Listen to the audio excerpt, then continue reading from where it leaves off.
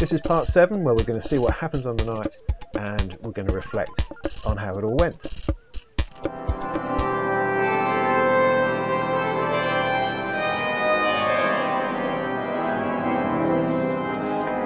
We're all set up.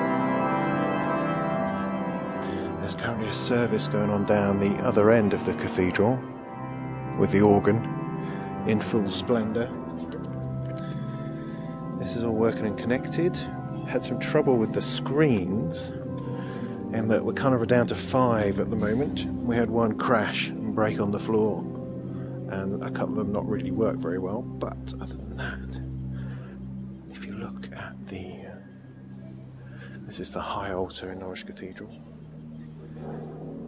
That's looking pretty interesting. So we've got a couple of hours before kick-off. We're pretty much all there.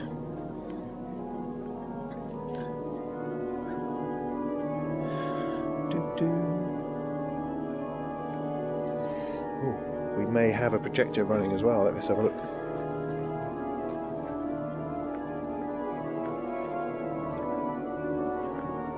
That's pretty good.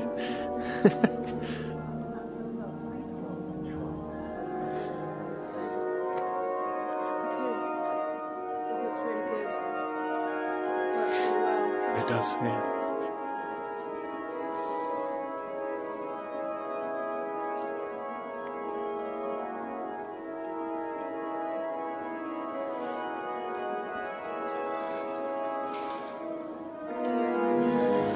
So yeah, getting there. We'll see how we go.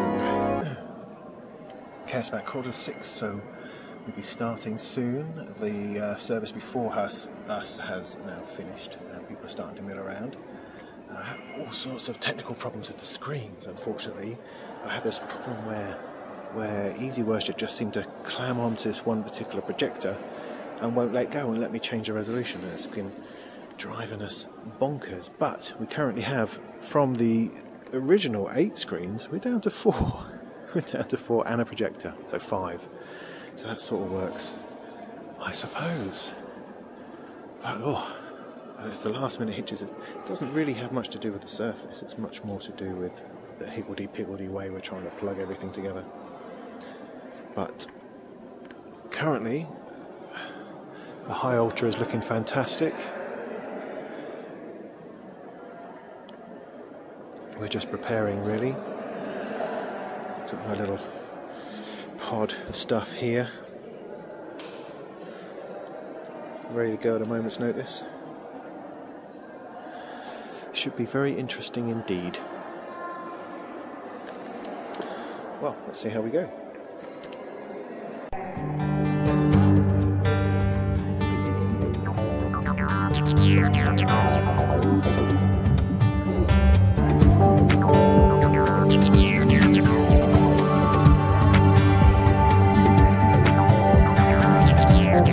We are believers.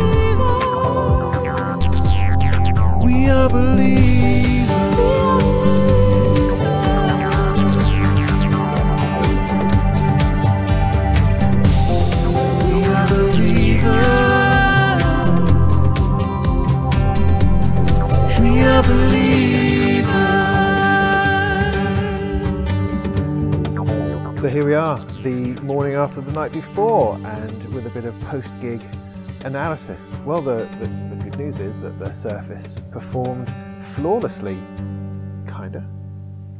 It ran Ableton Live brilliantly. I had no worries or no even hints of anything going wrong there. No clicks, no pops, no nothing. It performed brilliantly. I had everything plugged in through one powered USB 3 hub, so that was the audio interface, the launch pad, and the connection for the phone, and that all worked fine. No problem installing that. When we first got there, we set everything up, plugged everything together. The sound worked. Plugged the video output to the splitter to 8 screens. Perfect. It all just worked. First time, completely flawlessly. Unfortunately then, when we took it all apart in order to place the screens where they needed to go, problems just kind of cascaded, I think, from there. It was nothing really to do with the Surface. It was much more to do with the fact that we had this analog splitter, this VGA splitter, and the Surface was trying to, through its conversion from digital into analog, was trying to find something with which to specify the resolution. So it mattered greatly what order you plug things into that splitter, so that the Surface could grab hold of the right one. If it grabbed hold of the wrong screen, then all the rest wouldn't work because it was out of its resolution range.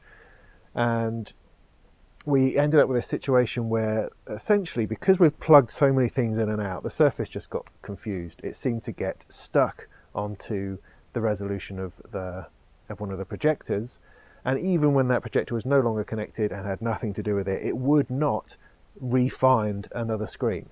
I mean, it did. We had it working, then it wasn't working, then we had it working again, and then we tried to change something because we're greedy and we want more things to run, and that seemed to upset it, and it never really recovered, and time was running out and you're trying to get things done. So in the end, we had to get as much working as we could. I mean, that also resulted in the resolution not being quite right and the video running slow, not from the laptop, because the audio was running fine. So it wasn't the Surface that was causing the trouble. It was the sort of the misconnection between the output of the Surface and the screens. So that's something we'll have to look at in a lot more detail. But that was, that's a technical hitch because of the sort of equipment that we're using, because all the screens were different, because we were using it analog. These things are sent to try us. But at the end of the day, we had a great array of screens up. The visuals worked more or less. The audio was perfect. The music ran really well, controlling it from where it is. Having the Surface on a stand, if you have a laptop, you've always got that keyboard in the way, so you've always got that much distance from the screen, but then you're not really doing anything with the screen anyway, it's just there as an indicator. But with the Surface, because it's the screen just by itself, is brought forward, and tapping on it to change slides in Easy Worship and things like that was brilliant. That's just a fantastic thing. I guess we have the same experience with the iPad if you're using that to control stuff, but that sort of thing, and its kickstand, the way it's set up on there, was completely rock solid. I wasn't have to worry about using some kind of third-party controller stand for it or clip for it. It all just it worked. Some of the cables poking out the side, like, that wasn't ideal. The mini DV, the mini display port rather, output cable is a bit kind of wanging out there and feels heavy, so I want to see if I can get a right angled one. Maybe that'll work better. Obviously if it's in the dock that would work better, but then we have all that problem with the angle of the screen in the dock. So yeah, overall Ableton Live, flawless. Easy Worship did everything that I asked it to and performed brilliantly on the day. We had the technical problems with the screens, but that was all to do with the connections and getting that right, which unfortunately we didn't get perfect, but it was good enough. Having them all running at the same time, brilliant. The Project My Phone software, well, that's a whole nother kettle of fish. That's a bit clunky, to say the least.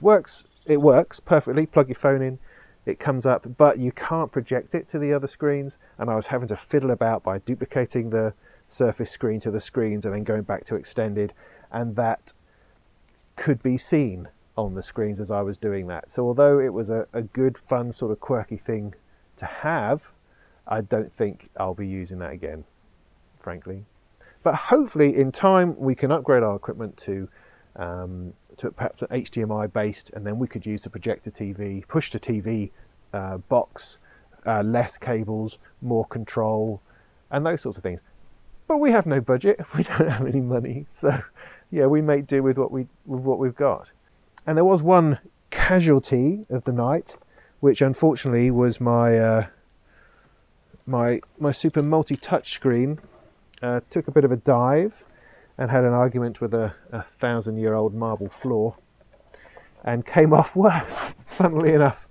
So sadly, I'm not going to be multi-touching with that very much, but who knows, maybe Father Christmas will bring me a new one. So yeah, so I mean, from the services point of view, it was a mightily successful first performance, and I can see already how I can improve upon it and make it better and slicker and include more gear into the mix while making it simple at the same time. We like our gear, don't we?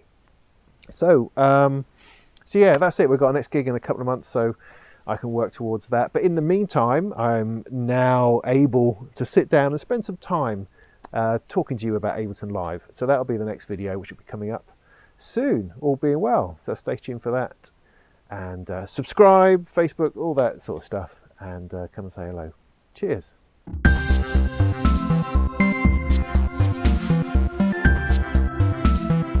Thanks for watching. This was part 7 of a collection of videos all about performing live. If you want to see the rest, please check our video channel.